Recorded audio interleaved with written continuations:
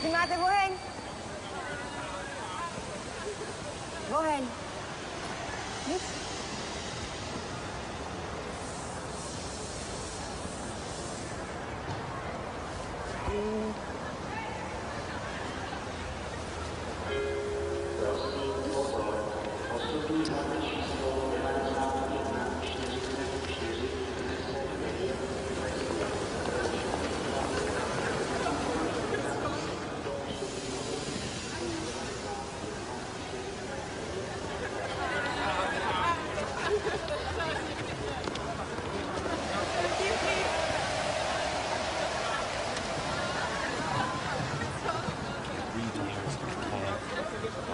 College kids like a discotheque. Listen. I'm sorry. You are a nice boy, but I'm too beautiful for you. Goodbye, Brad from America. You want one more kiss before I go? Are you kidding?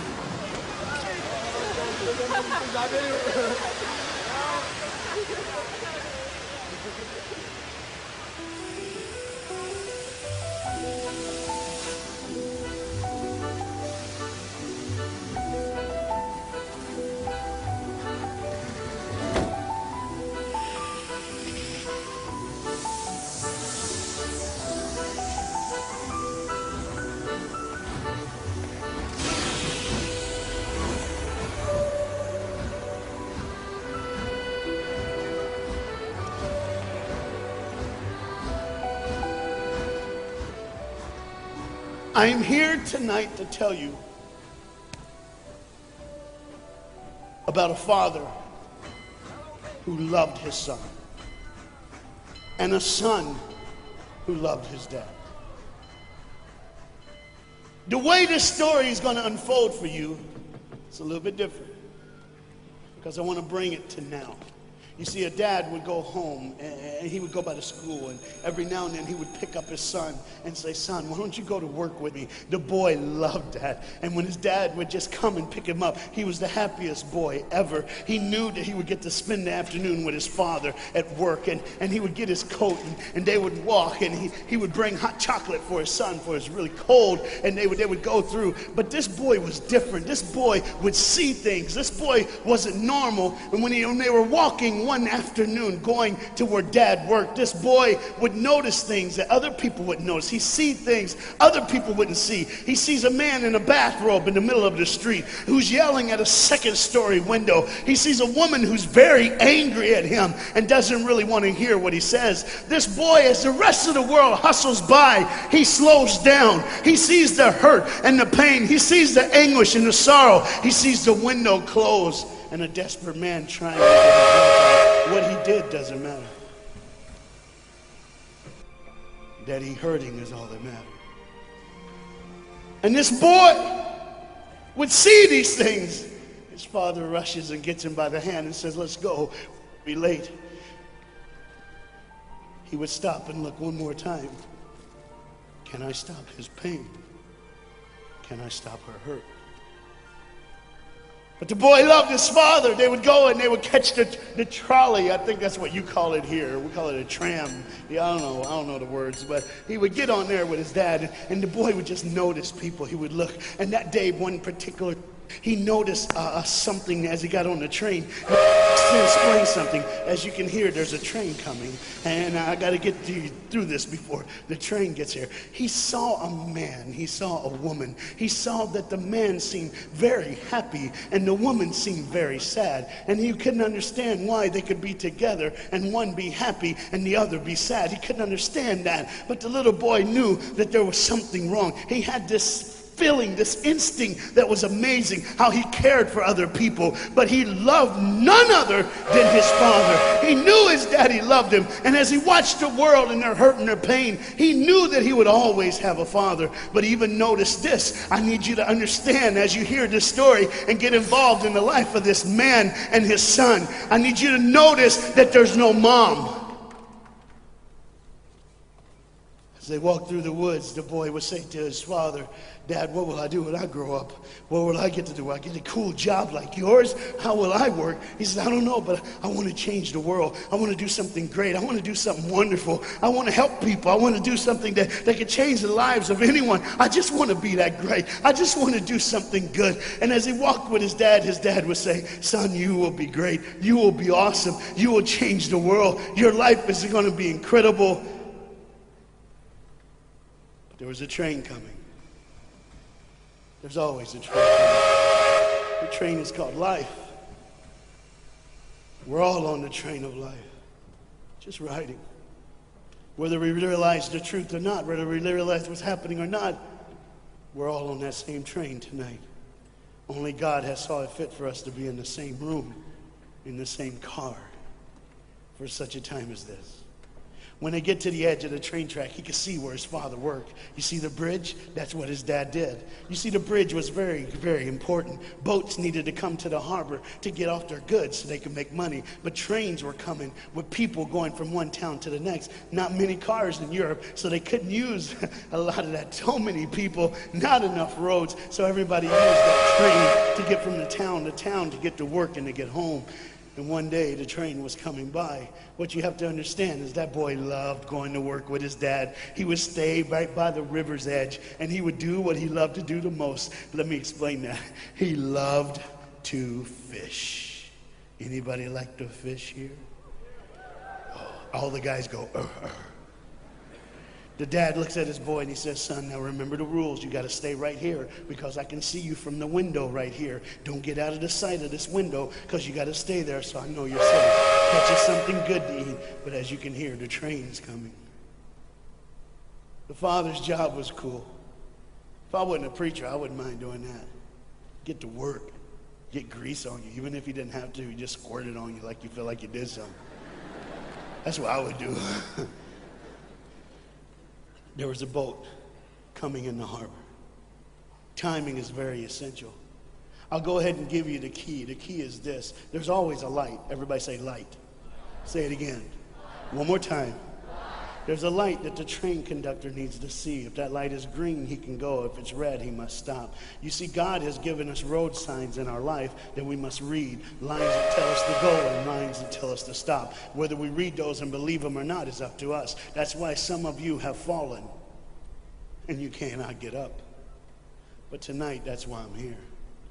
The boat needed to come through, so he called, and the man said, okay, I got time. It's a long time before the train should come. So he pulls the lever, as you just saw, and the big, huge steel bridge, the gears started turning. They started cranking the steam. All of a sudden, gears are moving, and that big, huge bridge is just starting to go up. As it rises higher and higher, he has to watch and make sure everything's set, everything's good, everything's fine. As he looks out the window, he can see everything, but the dad, being a good dad, keeps one eye on his work, but the other eye on his baby. One eye on the world, but the other eye on his children. You think God doesn't know where you are? He keeps one eye on his world and one eye on his child. No matter what you've done or where you've been, it's one eye on the world, but the other eye's on you. He's watched you and he's kept you. Even though your train is coming down the track, he understands that. And even though sometimes, I don't want to get ahead of myself. See the red light? He didn't see it.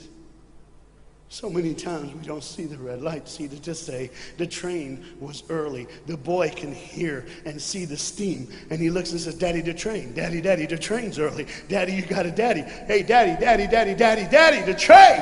Daddy, the train's coming. But the dad was looking at the gears, making sure he had enough oil, making sure there was enough steam to get the bridge back down for the train. And the boy knew one thing. Now listen, the boy knew that his dad one time showed him where the trigger was. It was a red lever. If he pulls it, the train bridge would collapse down fast and the train would be able to come across. All the boy knew was there were people on that train. There were people that needed to be saved. There were people that had, some of them just with their friends having a good time, like everything's fine. They did not know that the bridge was up. They did not know what was coming. They're just living their life like you and me, just going down the road, just being our own thing, doing our own thing. And the dad all of a sudden hears the train coming. He looks and then he said, oh, my son. He looks out and his boy's gone. He's like, oh my God, where's my son? Where's my son? He got to figure out. He looks back just in time to see his son trying to save the day.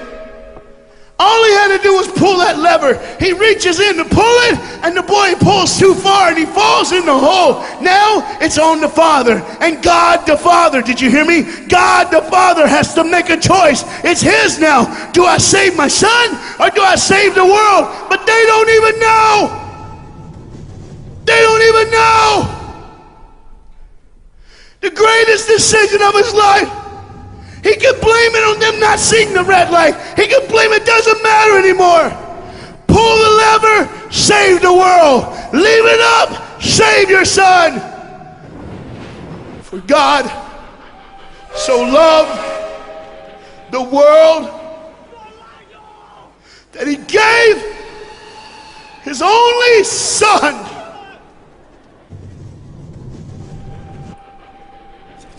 Whosoever believes in him will not perish. 3, 2, 1. Okay. And they didn't even know. They never would know. They didn't even know the train goes by. It's fine. Everything's cool. The bridge is down. Just like always. It's always going to be down. Are you hearing me tonight? He gave his only son. For God so loved the world that he gave. And you know what's amazing? I wonder what God did right when his son died on that cross. When he breathed his last breath. When he took that breath and he breathed and it was over. Here's what the Father would have looked like. They didn't even know. Just trying to think of their life. Just trying to figure out what they're going to do next. Just thinking about the person they're going to see. The people they're going to hang out with. Just trying to be, just loving, caring. Doesn't matter if you're blind. Doesn't matter if you're putting on a little more makeup, trying to look pretty for somebody, or just wearing another mask. It doesn't matter. God gave his son for you. What will I do when I grow up? Where will I go when I grow up? What kind of change? And there was a girl in the bathroom.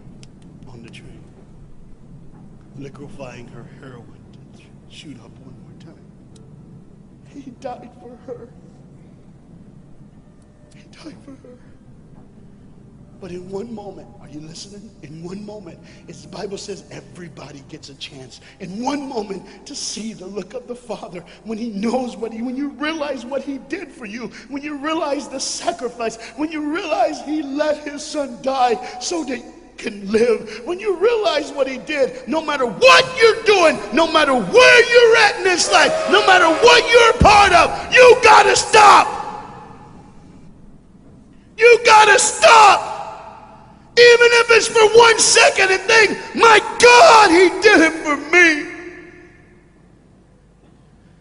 He did it for me. And I pray to God you drop what you're doing. You do it with all the pain and the hurt and the sorrow in the world. He did it for you. That's why you're so quiet. You see, the train's coming. The train's coming.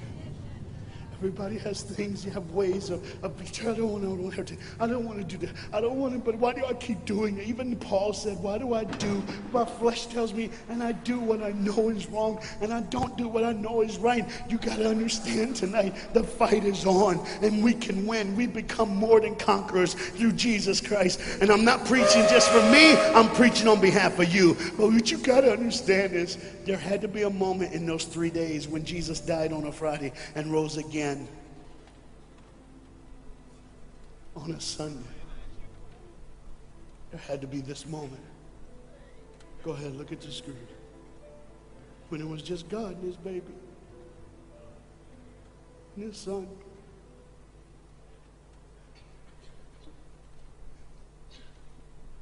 Every sin that's ever been committed in this earth is rolling through your mind right now. I'm here to tell you that as the sun sets in the afternoon, the sun will rise again. And when the sun rises again, you cannot change your past, but you can change your future. You see, it's always a different day. One day someone lives, the next day they die, the next day you wake up and you're still living. You're like, why am I going to live? Why does this have to be my turn? Why can't I? You can just preach. I could have stopped, but I need you to see the whole picture here. You see, because when God the Father gave his only son, when Jesus Christ breathed his last breath and he died, he did it in a way that you can never ever say, you don't know me, you don't understand me, God don't understand my pain, God don't understand my sorrow. You see, that's the very train that boy was on. That's the very train that he was on. And as this dad remembers, look real close. You see the pictures of the people? Bam, there they are. If there's somebody added in the picture, isn't it? Bam, there they are. Do you see who's added in it? In every face of every person, Jesus is in their life. Why? Because when you're the greatest sacrifice, you always end up in everyone's life. No matter where they are, who they are, he did it so that you can say he was there all the time, waiting patiently in line. Jesus Christ was there all the time. And the train keeps going. The train keeps coming. Train keeps moving. People keep living and people keep dying. And God the Father just watches it all. One eye on the world, the other eye on you. Some of you are starting to figure it out. You're like, what is he looking for? Just one girl. Because see, the whole horrible day, God only had his eyes on one person. And it was just a day on the street corner. When he walked by, he saw a girl with a babe. And she saw him. Do you get it? Old things are passed away. Behold, all things become new. He did it so that we can live. No matter what the sin, no matter what the pain, no matter what the sorrow, the sacrifice was perfect. It was perfect. And it was for you. And God the Father watches it all unfold. And all he can say